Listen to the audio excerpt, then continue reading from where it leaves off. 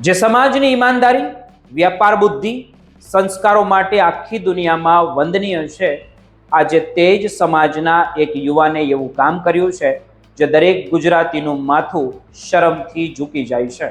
7 સમંદર પાર વર્ષોની મહેનતથી ઊભી કરેલી આબરૂ પર પાણી ફેરવતા આ કિસ્સાએ સાબિત કરી દીધું છે કે લાલચમાં આંધળો થયેલો યુવાન કંઈ પણ હદે કરી શકે છે। આજે અમારો આ અહેવાલ તમને આપતા હૃદય પણ ભારે છે, કારણ કે આ વાત માત્ર એક ગુનાની નથી, પણ એક આખા ગૌરવશાળી સમાજ એટલે કે ગુજરાતી સમાજ પર લાગેલા કલંકની છે।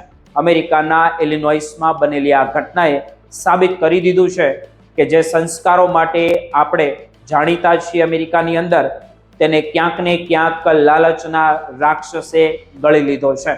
22 વર્ષનો પાર્થ પટેલ, જેની ઉંમર અત્યારે કારકિર્દી બનાવવાની અને માતા પિતાના સપના પૂરી કરવાની હોવી જોઈએ, તે આજે પોલીસના પંજામાં છે અને તેની પાછળનું કારણ એટલું શરમજનક છે કે કોઈ પણ ગુજરાતીનું માથું શરમથી ઝૂકી જશે।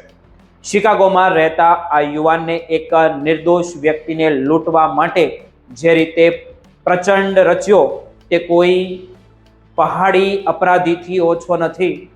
અને એક બાજુ આપણા બાપ દાદાઓએ અમેરિકામાં જઈને દિવસ રાત મજૂરી કરીને ગેસ સ્ટેશન અને મોટેલોમાં લોહી પાણી એક કરીને ગુજરાતીઓનું નામ ઉજળું કર્યું છે, અને બીજી બાજુ પાર્થ પટેલ જેવા યુવાનો ગણતરીની મિનિટોમાં હજારો ડોલર કમાઈ લેવાની લાલચે આ આખી મહેનત પર પાણી ફેરવી રહ્યા છે।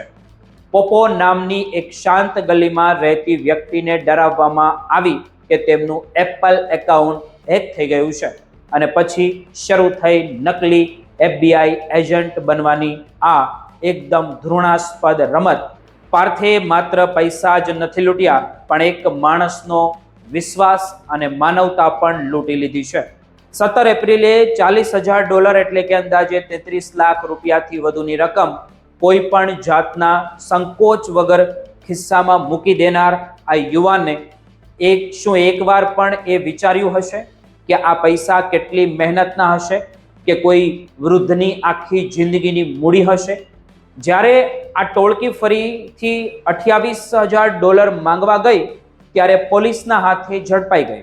આ માત્ર એક ચોરી નથી, પણ આપણા સમાજ માટે એક ચેતવણી છે કે શું આપણે આપણા સંતાનોને એવા સંસ્કાર હવે આપી રહ્યા છીએ કે જેઓ વિદેશમાં જઈને ગુનેગાર બને? પાર્થ પટેલ તો માત્ર એક કુરિયર એટલે કે મની મ્યુલ હતો, પણ તેની પાછળ જે આખું નેટવર્ક છે તે છેક ભારત સુધી જોડાયેલું છે। તે જાણીને વધારે દુઃખ થાય છે। આજે અમેરિકામાં રહેતા લાખો ગુજરાતીઓ જ્યારે બહાર નીકળે ત્યારે લોકો તેમને શકની નજરથી જુએ છે, ખાસ કરીને અમેરિકન લોકો, અને તેમની ઉપર નફરત પેદા થાય છે। તેવું કામ આજે 22 વર્ષના છોકરાએ કર્યું છે। આપણા સમાજમાં હંમેશા એવું કહેવાય છે કે લોહીના વેપાર કરતા પરસેવાની કમાણીમાં વધારે બરકત હોય છે, પણ આજે આ નૈતિકતા ક્યાંક ખોવાઈ ગઈ હોય તેવું લાગે છે।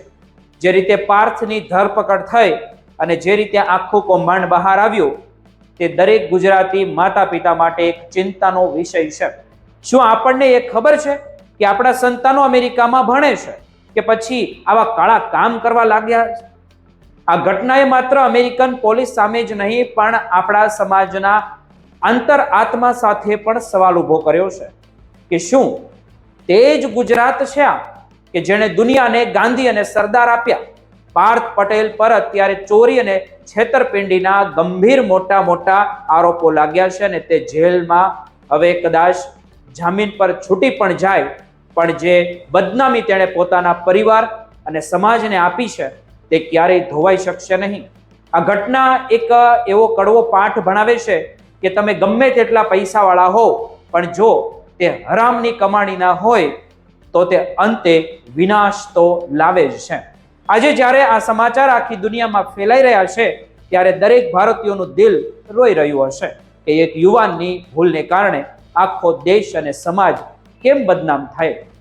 આશા રાખીએ છીએ કે આ કિસ્સો જોઈને બીજા યુવાનો જાગશે અને શોર્ટકટથી પૈસા કમાવાની આ નરક જેવી જિંદગીમાંથી કે ગલીમાંથી કે અમેરિકામાંથી તે બહાર નીકળશે.